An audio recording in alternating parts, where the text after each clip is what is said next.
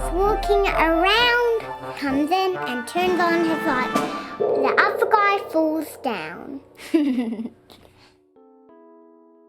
Yeah, kia ora everyone, my name is Kelly and this is a Waka's Bazaar tutorial. In this video I'm going to show you how to make an easy yet effective sandy base for a diorama. We're going to use materials that you can source from your local craft shop or your hardware store. One of the most common materials to use for your base is polystyrene. And here I have two different types of polystyrene. We have expanded, which is the white stuff, otherwise known as EPS foam. And you normally find that as a packaging material for your TV or your fridge, straight out of the box. And EPS foam is easy to break and it's messy to work with. And then we have XPS foam, the yellow stuff, although I think it's pink and green as well, but this one's yellow.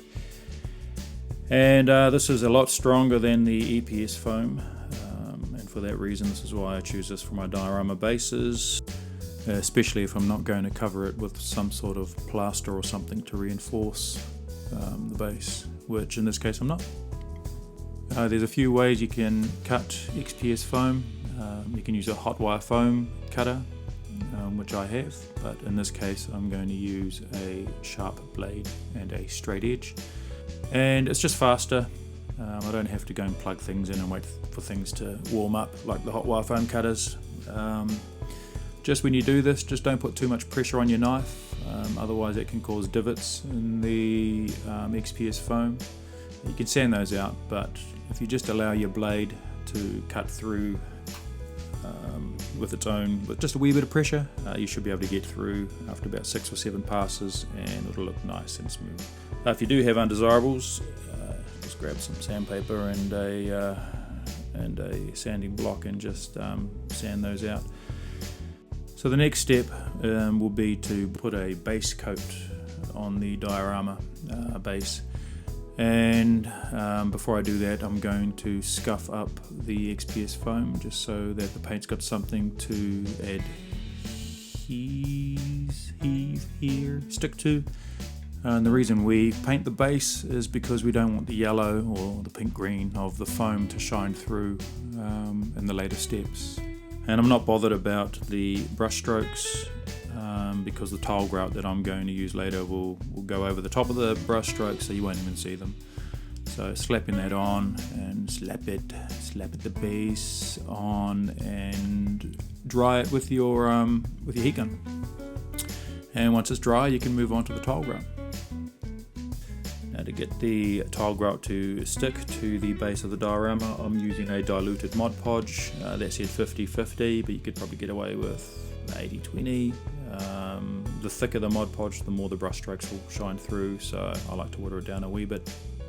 Tile grout I'm putting into a plastic container, and then I'm going to cover the lid of that container, or where the lid should be, with a stocking and my daughter's hair tie. And then you just sprinkle that over the wet Mod Podge. I don't know which one that is, I think that looks like a beige.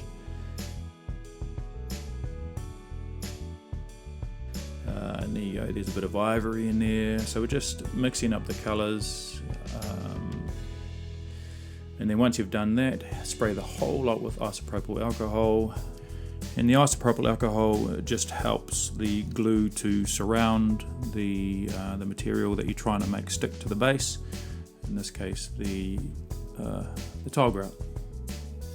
That Mod Podge I've got diluted at 1 part Mod Podge, 4 parts water, and a couple of drops of dishwashing detergent. And I have no idea why we put dishwashing detergent in there, but everyone does it, so we do it too.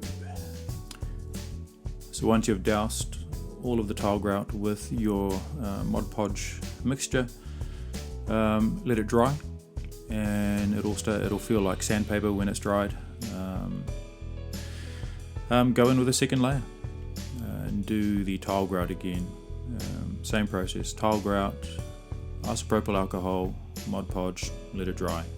And if you're not happy at that point, do it again: tile grout, isopropyl alcohol, Mod Podge, let it dry. And eventually you'll end up with something that you're happy with.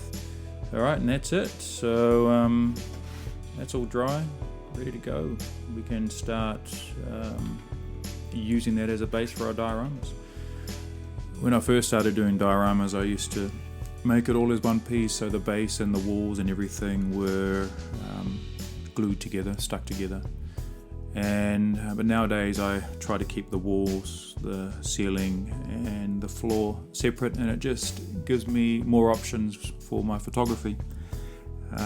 So for me, this is done. This sandy based diorama is done. I'm going to put that aside, and we're going to move on to the next one, which is a concrete base, and that's a lot of fun. So we'll see you then. Ka kite anō, see you later.